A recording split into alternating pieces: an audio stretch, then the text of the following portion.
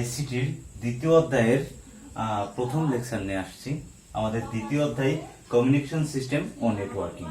আমরা communication system ও networking এই অধ্যায়টির যে টপিকস নিয়ে আলোচনা করব সেই টপিকসগুলো হলো communication system, bandwidth, data transmission method ও ডেটা ট্রান্সমিশন মোড।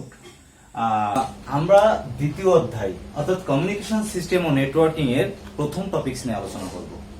প্রথম টপিকসটা কমিউনিকেশন সিস্টেম। কমিউনিকেশন সিস্টেম নিয়ে আলোচনা করতে আসলে সর্বপ্রথম কমিউনিকেশন নিয়ে আলোচনা করতে হবে। এখন কমিউনিকেশনটা কি? কমিউনিকেশন হচ্ছে যোগাযোগ, আমার সাথে আপনার যে যোগাযোগ, এটাই হচ্ছে ইংরেজিতে কমিউনিকেশন বলা হয়। এবং যে সিস্টেমের মাধ্যমে এই যোগাযোগটা হয়ে থাকে সেটাকেই কমিউনিকেশন সিস্টেম বলা হয়। এখন কমিউনিকেশন সিস্টেমের সংজ্ঞায় যদি আমরা আসি, সেখানে আমরা এইভাবে বলতে পারি যে যে সিস্টেমে একে অপরের সাথে যোগাযোগ সৃষ্টি করে তাকে কমিউনিকেশন সিস্টেম বলা হয় বা বলে। এখন কমিউনিকেশন সিস্টেমে ডেটা কমিউনিকেশন হয়ে থাকে। ডেটা কমিউনিকেশন অর্থাৎ তথ্যের আদান প্রদান হয়ে থাকে, একের অপরের সাথে তথ্যের যে আদান প্রদান হয় সেটাই কমিউনিকেশন। হ্যাঁ, এক স্থান থেকে আমরা যদি ডেটা কমিউনিকেশনের ধারণায় আসি, সেখানে বলা হচ্ছে এভাবে যে এক স্থান থেকে অন্য স্থানে নির্ভরযোগ্য ভাবে ডাটা আদান প্রদান বা ডেটা আদান প্রদান করার প্রক্রিয়াকে ডেটা কমিউনিকেশন সিস্টেম বা ডেটা কমিউনিকেশন বলা হয়। ডেটা কমিউনিকেশনের 5টা মৌলিক উপাদান আছে। এই 5টা মৌলিক উপাদান কি কি? 5টা মৌলিক উপাদানের ভিতরে 1 নম্বরে উৎস, 2 নম্বরে প্রেরক, 3 নম্বরে মাধ্যম, 4 নম্বরে প্রাপক এবং 5 নম্বরে সর্বশেষ গন্তব্য। যেখানে আমরা একটা ফ্লোচার্ট এইভাবে দেওয়া যায়: উৎস, প্রেরক, মাধ্যম, প্রাপক, গন্তব্য। এখন এটা হচ্ছে উৎস সেকশন, এটা হচ্ছে মাধ্যম, আর এটা হচ্ছে গন্তব্য সেকশন, এখানে পৌঁছায় আর এখান থেকে শুরু হয়। অর্থাৎ আমরা এখানে কম্পিউটারকে যুক্ত করতে পারি। কম্পিউটার থেকে মডেমে যাচ্ছে, মডেমের মাধ্যম মডেম থেকে ট্রান্সমিশন মিডিয়ায় যাচ্ছে। হ্যাঁ, তারপর আবার মডেমে যাচ্ছে, দেন আবার কম্পিউটারে। অর্থাৎ একটা কম্পিউটার থেকে গন্তব্যটা ঠিক আরেকটা কম্পিউটারে গিয়েই শেষ হয়। তার মাঝখানে প্রেরক এবং প্রাপকের কাজ করে, সেটা মডেম, এবং মাধ্যম হিসেবে কাজ করে ট্রান্সমিশন মিডিয়া। অর্থাৎ নেটওয়ার্কিং যে মিডিয়াগুলো আমরা ইউজ করে থাকি, এগুলোই ট্রান্সমিশন মিডিয়া বা মাধ্যম হিসেবে কাজ করে থাকে। দ্বিতীয় নম্বর টপিকস যেটা ব্যান্ডউইথ, আমরা ব্যান্ডউইথ নিয়ে আলোচনা করব। ব্যান্ডউইথ কি? ব্যান্ডউইথ হচ্ছে এক স্থান থেকে অন্য স্থানে প্রতি একক সময়ে যে পরিমাণ ডেটা স্থানান্তরিত হয় বা ট্রান্সফার হয় তাকেই ব্যান্ডউইথ বলে। অর্থাৎ আমরা বলে থাকি যে আমাদের এখন ডাউনলোড স্পিড আছে 1 kbps বা 10 kbps বা 1 mbps। আসলে কি ব্যান্ডউইথ বিপিএস, হ্যাঁ বিপিএস বাইট পার সেকেন্ড, এই হিসাবটাই কাউন্ট করে থাকে, বাইট পার সেকেন্ড। এখন বলতে পারেন যে আমরা তাহলে কেবিপিএস কি? কেবিপিএস হচ্ছে বাইটের আরেকটা, kilobyte, MB, PS megabyte per second, kbps kilobyte per second, এবং বিপিএস এটা হচ্ছে বাইট পার সেকেন্ড। এই হিসেবেই ব্যান্ডউইথ হিসেব করে থাকে। ব্যান্ডউইথকে 3 ভাগে ভাগ করা হয়। 3টে ভাগ কি? ব্যান্ডউইথ হচ্ছে 1 নম্বরে যেটা আছে সেটা হচ্ছে ন্যারো ব্যান্ড, 2 নম্বরে ভয়েস ব্যান্ড, 3 নম্বরে ব্রড ব্যান্ড। ব্যান্ডউইথটা 3 ভাগে বিভক্ত। 3 ভাগ কি কি? ন্যারো ব্যান্ড, ভয়েস ব্যান্ড এবং ব্রড ব্যান্ড। ন্যারো ব্যান্ড কি? ন্যারো ব্যান্ড হচ্ছে খুবই ধীরগতি সম্পন্ন একটা যোগাযোগ ব্যবস্থা। এটাই 45 বিপিএস থেকে 300 বিপিএস পর্যন্ত স্পিড ওঠে। এটাকে সাব ভয়েস ব্যান্ডও বলা হয়ে থাকে এবং এটা টেলিগ্রাফ যোগাযোগে ইউজ করা হয় বা ব্যবহার করা হয়। এখন ভয়েস ব্যান্ড 1200 বিপিএস থেকে 900 বিপিএস পর্যন্ত অর্থাৎ 9.6 কেবিপিএস কিলোবাইট পার সেকেন্ড এই স্পিডে সে ডেটা ট্রান্সফার করে থাকে। বর্তমানে সেই ব্যাপারটা 9.6 কেবিপিএস এর ঊর্ধ্বে যায় 96 কেবিপিএস এ পরিণত হয়েছে। অর্থাৎ আগে যে স্পিডটা ছিল তার থেকে এখন অনেক বেশি স্পিডে, প্রায় 10 গুণ বেশি স্পিডে সে ভয়েস ব্যান্ডে ডেটা ট্রান্সফারটা হয়ে থাকে। হ্যাঁ, এখন আমরা আসি ব্রডব্যান্ডটা যেটা সেটা হচ্ছে যে এর স্পিড থাকে 1 এমবিপিএস এর বেশি। 1 এমবিপিএস, 2 এমবিপিএস থেকে 10 এমবিপিএস এমনকি 100 এমবিপিএস পর্যন্ত এর স্পিড হয়ে থাকে। এটা সাধারণত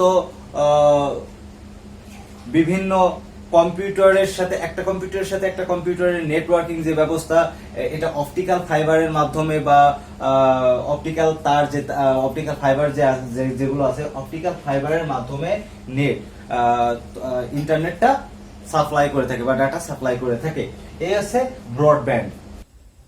আমরা দ্বিতীয় অধ্যায়ের ব্যান্ডউইথ সম্বন্ধে ব্যান্ডউইথ পর্যন্ত আলোচনা করেছি।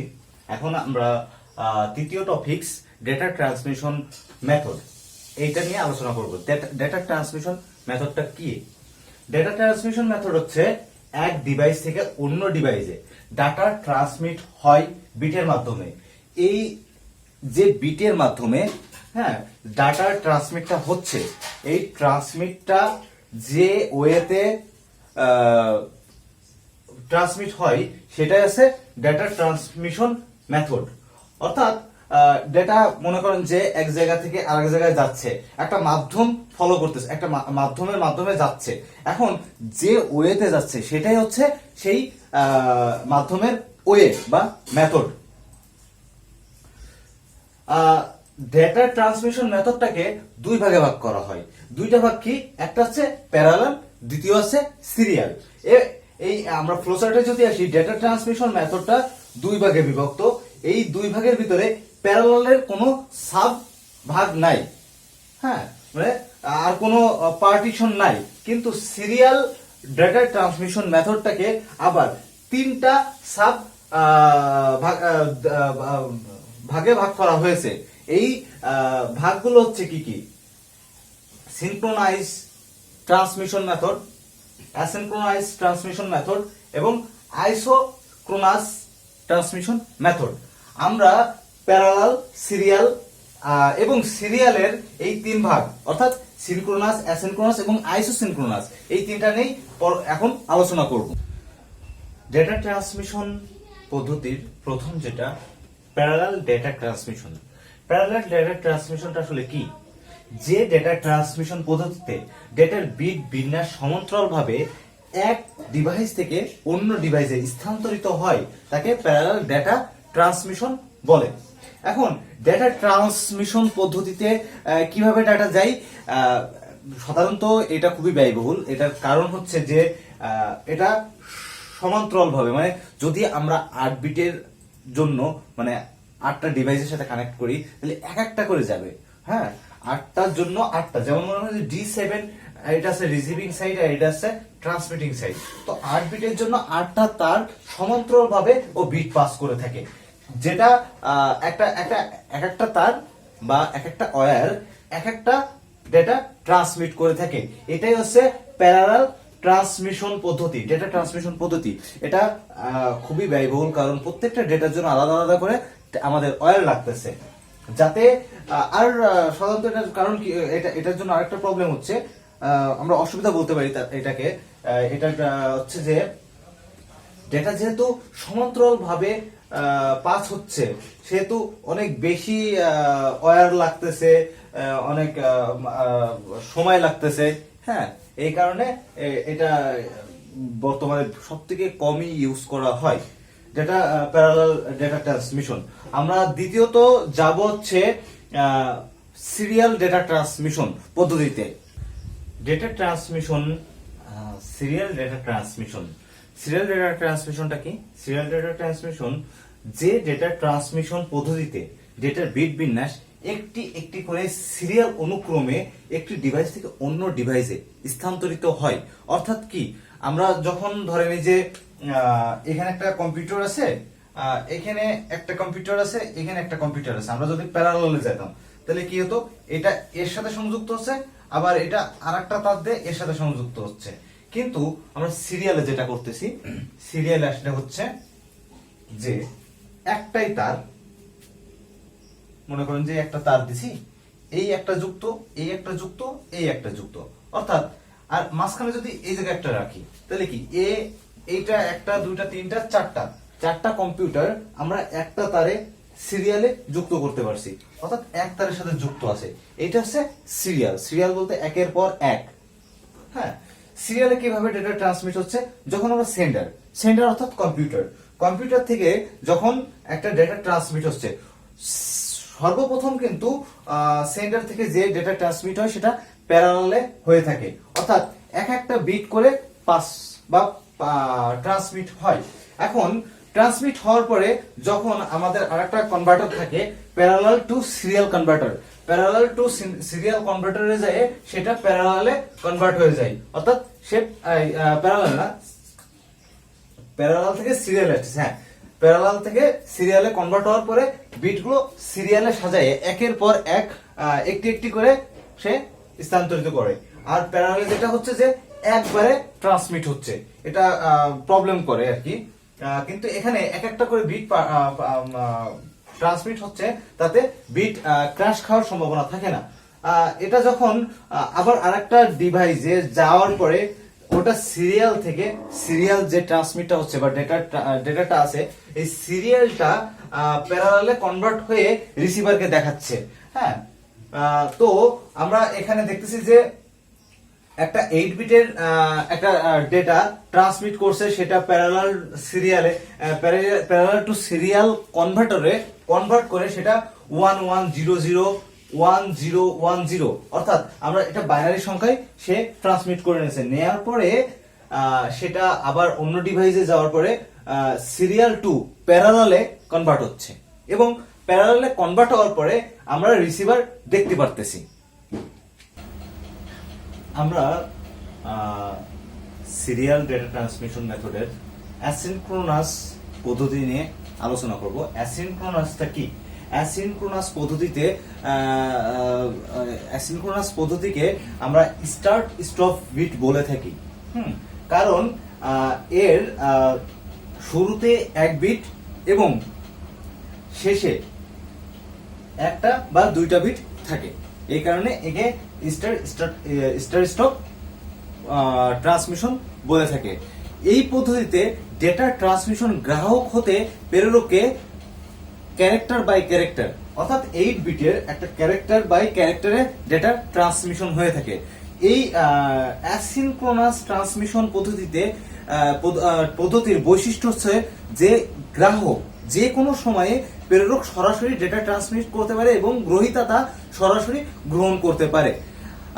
পরপর দুইটি ক্যারেক্টার ট্রান্সমিট হওয়ার মধ্যবর্তী যে সময়টা সমান কখনো হবে না বা হয় না, এটা হচ্ছে একটা গুরুত্বপূর্ণ বৈশিষ্ট্য। প্রতিটি ক্যারেক্টারের শুরুতে, এটা তো আগেই বলছি আমরা যে স্টার্ট এন্ড স্টপ যে বিটটা থাকে, প্রতিটি ক্যারেক্টারের শুরুতেই স্টার্ট বিট এবং স্টপ বিট থাকে, শেষে স্টপ বিট থাকে এবং শুরুতে স্টার্ট বিট থাকে। এখানে আমরা তার একটা চিত্র দিয়ে দিছি, দেখেন এখানে স্টার্ট বিট আর এটা স্টপ বিট। স্টার্ট বিটে কি আছে? একটা বিট, এবং স্টপ বিটে 1 বা 2, অর্থাৎ একটাও হতে পারে আবার দুইটা বিটও হতে পারে। সেন্ডার 10 আর 11 বিটের একটা হচ্ছে, যখন আমাদের দুইটা হচ্ছে তখন যখন স্টার্ট বিটে 1 হচ্ছে এবং স্টপ বিটে 1 হচ্ছে তখন হচ্ছে 10 বিট। এন্ড যদি আমরা স্টার্ট বিটে 1 তো ফিক্সড, যদি স্টপ বিটে সেকেন্ড বিট হয়, দুইটা বিট হয়, তখন হচ্ছে কি 11 বিট, অর্থাৎ 10টা বিটও সে ট্রান্সমিট করতে পারে অথবা 11টা বিটও সে ট্রান্সমিট করতে পারে অ্যাসিনক্রোনাস ট্রান্সমিশন পদ্ধতিতে। অ্যাসিনক্রোনাস ট্রান্সমিশন পদ্ধতির কিছু সুবিধা এবং অসুবিধা আছে। সুবিধাগুলো কি? প্রেরক যে কোনো সময় সরাসরি ডেটা ট্রান্সমিশন করতেছে এবং গ্রহীতা সরাসরি ডেটাটা গ্রহণ করতেছে, এটা হচ্ছে একটা বড় সুবিধা। ডেটা ট্রান্সমিশনের জন্য প্রেরকের কোনো প্রাইমারি স্টোরেজের প্রয়োজন হয় না। হ্যাঁ, আর এই পদ্ধতি বাস্তবায়ন ব্যয় খুবই কম। অল্প পরিমাণ ডেটা ট্রান্সমিশনের ক্ষেত্রে অর্থাৎ ইন্টারনেটে এই পদ্ধতি খুবই সুবিধাজনক, ব্যবহার করা সুবিধাজনক। এই সুবিধার পিছনেও মানে সুবিধার থাকা সত্ত্বেও অ্যাসিনক্রোনাস ডেটা ট্রান্সমিশন পদ্ধতির অনেকগুলো অসুবিধা রয়েছে। হ্যাঁ, অসুবিধাগুলো হলো অ্যাসিনক্রোনাস ডেটা ট্রান্সমিশন পদ্ধতির অসুবিধা যেটা, সেটা আমরা প্রথমেই বলছি কি যে যখন ক্যারেক্টার ট্রান্সমিট হচ্ছে বিট বাই বিট, হ্যাঁ 8 বিট একটা ট্রান্সমিশন করতে গেলে সেখানে আমাদের 11, 10 আর 11 বিট হয়ে যাচ্ছে। এর কারণ স্টার্ট এবং স্টপ বিট যুক্ত করা হচ্ছে। অর্থাৎ প্রথম যে অসুবিধাটা সেটা হচ্ছে প্রতিটি ক্যারেক্টারের শুরুতেই স্টার্ট বিট এবং শেষে স্টপ বিট যুক্ত করা হচ্ছে। সেকেন্ড অসুবিধা, ডেটা ট্রান্সমিশন কাজ যদি বন্ধ থাকে তাহলে ডেটা ট্রান্সমিশন মাধ্যমটি অব্যবহৃত হয়ে থাকবে। এর ফলে মাইক্রোওয়েভ বা অপটিক্যাল ফাইবার কেবলের ক্ষেত্রে এর প্রয়োগ খুবই ব্যয়বহুল হবে। এই পদ্ধতি তৃতীয় যে অসুবিধাটা সেটা হচ্ছে যে এই পদ্ধতিতে দক্ষতা অপেক্ষাকৃত কম। চতুর্থ, ডেটা ট্রান্সমিশন গতি খুবই কম। এটা 56 kbps ডেটা পর্যন্ত ট্রান্সমিট করে থাকে।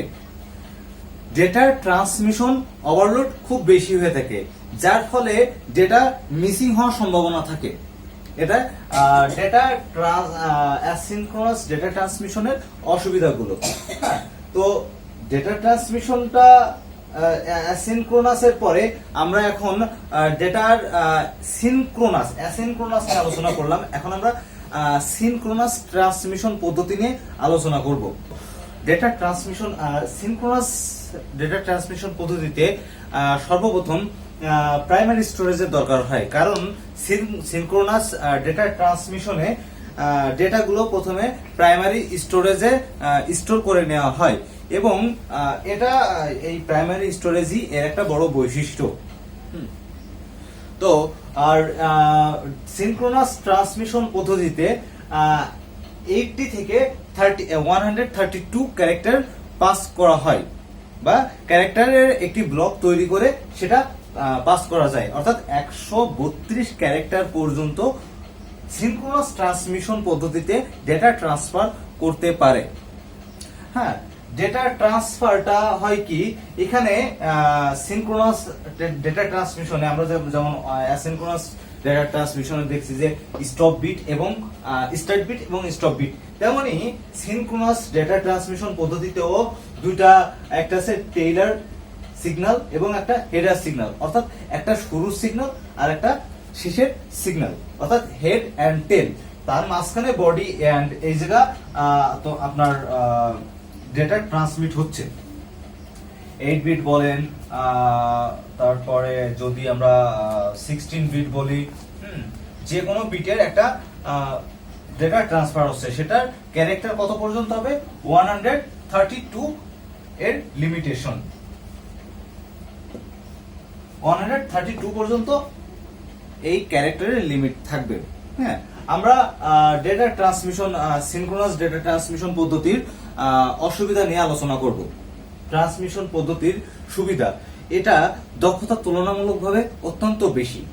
এই ডেটা ট্রান্সমিশন পদ্ধতির গতি অনেক বেশি অ্যাসিনক্রোনাস ট্রান্সমিশন পদ্ধতির তুলনায় অনেক বেশি, কারণ অ্যাসিনক্রোনাস ট্রান্সমিশন পদ্ধতিতে 56 kbps পর্যন্ত লিমিটেশন ছিল, কিন্তু এখানে সিনক্রোনাস ট্রান্সমিশন পদ্ধতিতে এর লিমিটেশনটা 56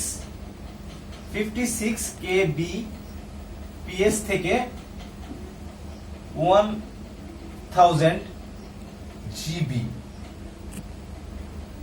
gbps। হ্যাঁ, অর্থাৎ 56 কিলোবাইট পার সেকেন্ড থেকে 1000 গিগাবাইট পার সেকেন্ড পর্যন্ত এটা ডেটা ট্রান্সমিট করতে পারে। এবং এখানে আরেকটা সুবিধা আছে, সেটা হচ্ছে 80 থেকে 32 ক্যারেক্টারের একটা ব্লক তৈরি করে ডেটা ট্রান্সমিট করা হয়। প্রতিটি ক্যারেক্টার ট্রান্সমিটের পর যে বিরতিকাল থাকে, হ্যাঁ, এটার প্রয়োজন হয় না। তারপরে অ্যাসিনক্রোনাস পদ্ধতিতে যেটা ছিল যে স্টপ বিট এবং স্টার্ট বিট এবং স্টপ বিট, সেটা এখানে নাই, বা স্টার্ট বিট এবং স্টপ বিটের দরকার নাই।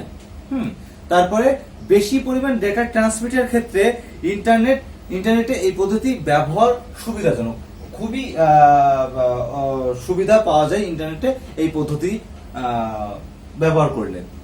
ডেটা সিনক্রোনাস ডেটা ট্রান্সমিশন পদ্ধতির যে অসুবিধাগুলো, সেটার প্রথমে হচ্ছে যে সিনক্রোনাস ডেটা ট্রান্সমিশন পদ্ধতিতে প্রাইমারি স্টোরেজের দরকার হচ্ছে, এটা একটা বড় প্রবলেম বা অসুবিধা। দ্বিতীয়ত, এখানে টেইলার সিগন্যাল এবং হেডার সিগন্যাল, এই দুইটা সিগন্যাল ইউজ করতে হচ্ছে।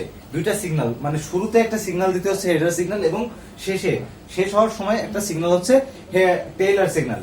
এই দুইটা সিগন্যাল আসতেছে, এবং এই সিনক্রোনাস ট্রান্সমিশন পদ্ধতি বাস্তবায়ন করা খুবই ব্যয়বহুল। আর এখানে এই সিনক্রোনাস ট্রান্সমিশন পদ্ধতি এবং অ্যাসিনক্রোনাস ট্রান্সমিশন পদ্ধতির যে পার্থক্য আছে, অর্থাৎ অ্যাসিনক্রোনাস ও সিনক্রোনাস ট্রান্সমিশন পদ্ধতির পার্থক্যটা একটা খুবই গুরুত্বপূর্ণ কোশ্চেন, এবং আমাদের অনুধাবনমূলক কোশ্চেনের ভিতরে এই কোশ্চেনটা অবশ্যই থাকার সম্ভাবনা অনেক বেশি থাকে। অধিকাংশ পরীক্ষায় এই কোশ্চেনটা আসে অ্যাসিনক্রোনাস ভার্সেস সিনক্রোনাস ট্রান্সমিশন পদ্ধতির পার্থক্য। এরপরে আমরা যাব আইসোসিনক্রোনাস ট্রান্সমিশন পদ্ধতি। আইসোসিনক্রোনাস ট্রান্সমিশন পদ্ধতিটা কি? আইসোসিনক্রোনাস ট্রান্সমিশন পদ্ধতি, হ্যাঁ, এখন আইসোসিনক্রোনাস ট্রান্সমিশন পদ্ধতিতে যদি যাই, তো এই আইসোসিনক্রোনাস ট্রান্সমিশন পদ্ধতিটা কি? আইসোসিনক্রোনাস ট্রান্সমিশন পদ্ধতি হচ্ছে সিনক্রোনাস এবং অ্যাসিনক্রোনাস এই দুইটা ট্রান্সমিশন পদ্ধতির সমন্বয়ে আইসোসিনক্রোনাস ট্রান্সমিশন পদ্ধতিটা সৃষ্টি। হ্যাঁ, আইসোসিনক্রোনাস ট্রান্সমিশন পদ্ধতিতে সিনক্রোনাস অর্থাৎ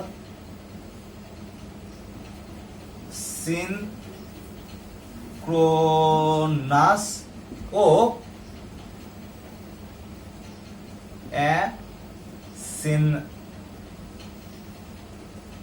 অ্যাসিনক্রোনাস এই দুইটার সমন্বয় ঘটে।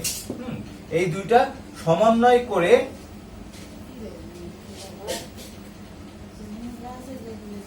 আইসোসিনক্রোনাস ট্রান্সমিশন পদ্ধতিটা সৃষ্টি হয়। তো আইসোসিনক্রোনাস ট্রান্সমিশন পদ্ধতি নিয়ে আলোচনা এত বেশি করার দরকার আসে না। এটার বইতে আমাদের যে সংখ্যাটা আছে, এই সংখ্যাটা পড়লে হয়ে যায়, এবং এই দুইটার যেহেতু এই দুইটার কম্বিনেশনটা যে আমরা ভালোভাবে বললাম বা ভালোভাবে পড়লাম, এই দুইটাকে ভালোভাবে মনে রাখলে আইসোসিনক্রোনাস পদ্ধতিটা ভালোভাবে বোঝা যায়। আমরা যদি ডেটা আদান প্রদানের দক্ষতা বের করতে চাই, তাহলে ট্রান্সমিশন ইফিসিয়েন্সি এই জায়গায় ইটা দ্বারা ট্রান্সমিশন ইফিসিয়েন্সিটাকে বা দক্ষতাকে প্রকাশ করা হয় ইটা দ্বারা।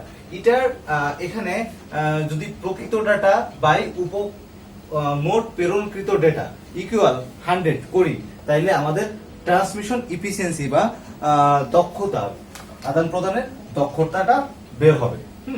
যদি আমরা একটা ম্যাথে আসি, যে ধরেন এক জায়গায় আমাদের 10 kbps 10 কিলোবাইট, হ্যাঁ, কিলোবাইটে আমাদের কি হচ্ছে 10 কিলো BYT 10 কিলোবাইটে আমাদের যদি কিলো বিটে রূপান্তরিত করতে যাই, তাহলে সেটা আসতেছে 80 কিলো বিট।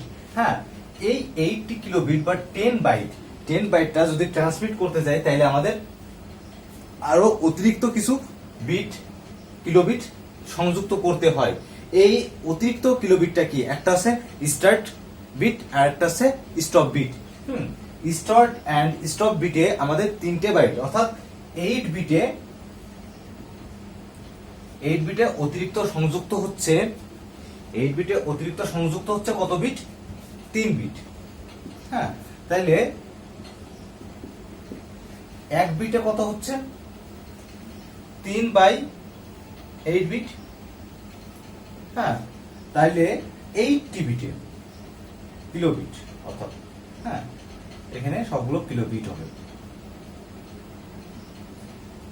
তাহলে 80 কিলোবিটে কত যুক্ত হচ্ছে? 3 গুণ 80/8, অর্থাৎ বিট সমান সমান 30 কিলোবিট। 30 কিলোবিট অতিরিক্ত লাগতেছে। তাইলে আমাদের 80 বিটের ক্ষেত্রে আমাদের টোটাল বিট আসতেছে কত? প্রকৃত বিট আসতেছে 80 বিট প্লাস 30 বিট কিলোবিট। হ্যাঁ, তো এখানে আসতেছে 110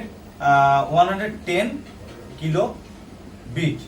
হ্যাঁ, তো আমরা যে ইফিসিয়েন্সি বা আদান প্রদান দক্ষতার যে সূত্রটা জানি, এটা ইকুয়াল প্রকৃত bit by transmission bit equal 100। সেখানে আসতেছে আমাদের ইনটু 100। সেখানে আমাদের প্রকৃত বিটটা কত? প্রকৃত বিট হচ্ছে 80 কিলোবিট। 80 কিলোবিট। আর মোট আদান প্রদানকৃত বিট কত? মোট আদান প্রদানকৃত বিট হচ্ছে 110 কিলোবিট গুণ 100। এখন যদি এখানে আমরা ইয়া করি তাহলে আমাদের ম্যাথটা বের হয়ে যাবে। এটা তো আমাদের দক্ষতা আসছে 72.72% প্রায়, অর্থাৎ এটাকে আমরা 73% প্রায় বলতে পারি। অর্থাৎ আমাদের 70% পর্যন্ত দক্ষতা কাজ করতেছে, আদান প্রদান দক্ষতা কাজ করতেছে। হ্যাঁ, এরপরে আমরা আলোচনা করব data transmission mode. Data transmission mode নিয়ে আলোচনা করব আমরা। ডেটা ট্রান্সমিশন মোডটা হচ্ছে ডেটা কোন দিক থেকে কোন দিকে আদান প্রদান হবে, এটা ডেটা ট্রান্সমিশন মোড। আর ডেটা ট্রান্সমিশন মোডটাকে তিন ভাগে ভাগ করা হয়েছে। একটা আছে সিমপ্লেক্স মোড, একটা আছে হাফ ডুপ্লেক্স মোড, একটা আছে ফুল ডুপ্লেক্স মোড। সিমপ্লেক্স মোডটা কি? সিমপ্লেক্স মোডে প্রেরক যে ডেটাটা ট্রান্সফার করবে সেটা প্রাপক পাবে। এটা হচ্ছে সিমপ্লেক্স মোড, অর্থাৎ প্রেরক দিচ্ছে বা আমি সেন্ডার, আমি দিব আর রিসিভার রিসিভ করবে। এটাই হচ্ছে সিমপ্লেক্স মোডের ওয়ে।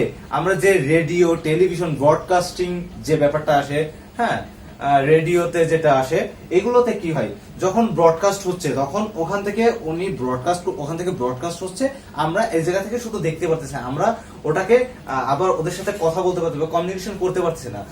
এটা ওয়ান ওয়ে কমিউনিকেশন, যে ওরা যেটা বলবে আমাদের সেটাই শুনতে হবে, তখন কিছু করার নাই। হ্যাঁ, এটা হচ্ছে সিমপ্লেক্স মোড, প্রেরক থেকে প্রাপকের। এবং হাফ ডুপ্লেক্স হচ্ছে এটাও একটা আছে কমিউনিকেশন ওয়ের একটা ওয়ে।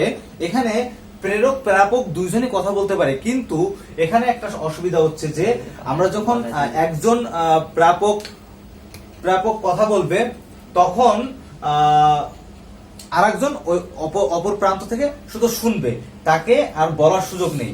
কিন্তু সে যখন বলবে, একজন বলে দেবে, মনে করেন যে একজন একটা এসএমএস করছে, হ্যাঁ এসএমএসটা যায় একজনের কাছে সেন্ড হয়েছে, সে যখন রিসিভ করবে, রিসিভ করার পর এসএমএসটা দেখে রিপ্লে করবে, দেন এর কাছে যখন আবার একটা রিপ্লে পাঠাবে তখন এ আর একটা এসএমএস দেখতে পাবে, অর্থাৎ রিপ্লে এসএমএসটা সে পাবে।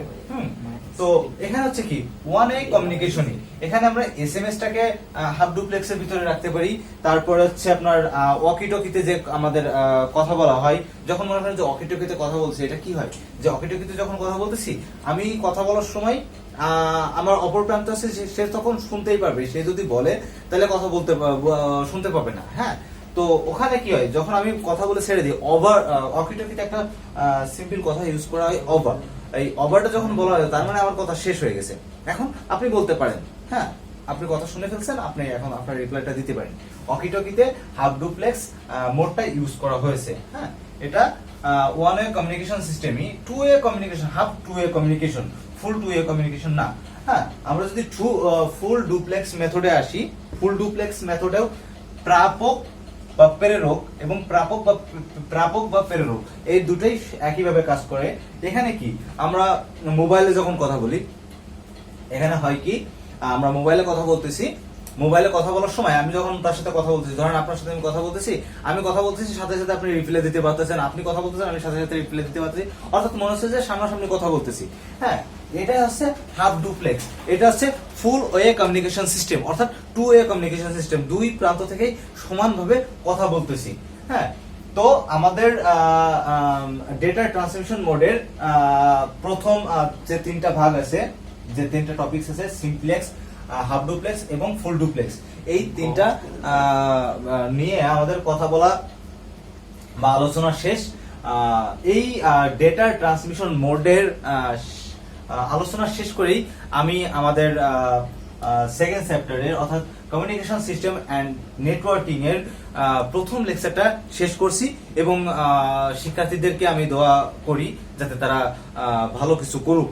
এবং আমি আমাদের চ্যানেলের জন্য, বিশেষ করে আমাদের চ্যানেলের জন্য প্রত্যেকটা শিক্ষার্থী এবং যারা দেখতেছে, আমাদের যে ভিউয়ার গুলো আছে, ভিউয়ারদের কাছে আমাদের সাবস্ক্রাইব, চ্যানেলটিতে সাবস্ক্রাইব অবশ্যই করবেন এবং সাবস্ক্রাইবের পাশাপাশি আমাদের ভিডিওটিতে লাইক দিবেন এবং বেশি বেশি করে শেয়ার করে আমাদের ভিউটা বাড়াবেন এবং অন্যান্য যে শিক্ষার্থী আছে তাদের শিক্ষা অর্জনের জন্য সাহায্য করবেন। তো শিক্ষার্থীদের দোয়া করে আমি আমাদের লেকচার শেষ করছি। সবার শুভকামনা করি, সবাই ভালো থাকবেন। খোদা হাফেজ।